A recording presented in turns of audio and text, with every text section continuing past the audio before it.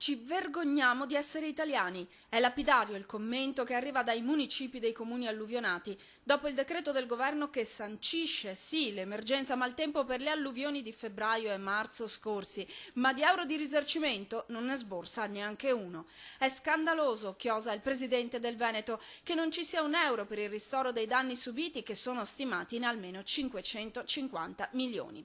A partire dai drammatici eventi del 2010 sono già state realizzate finora opere per 402 milioni, ma ce ne sono di immediatamente cantierabili per 1,4 miliardi. Noi i progetti ce li abbiamo, dice il Veneto, ma serve l'intervento finanziario dello Stato, che dice di avere da parte almeno 2 miliardi di euro per il dissesto idrogeologico del paese, ma che per il Veneto, ancora una volta, latita. Questo è un decreto che a conti fatti dice arrangiatevi. Durissima la risposta di Selvazzano Dentro, Montegrotto, Battaglia Terme, territori che sono stati sott'acqua per giorni e giorni. Venga il governo a raccontarlo ai cittadini alluvionati, e chiedono l'immediato interessamento dell'allora presidente della provincia di Padova, Barbara Degani, oggi sottosegretario all'ambiente. È comunque incredibile, dicono, Roma è davvero lontanissima, poi non si lamentino se dal Veneto arrivano tanti segnali di ribellione.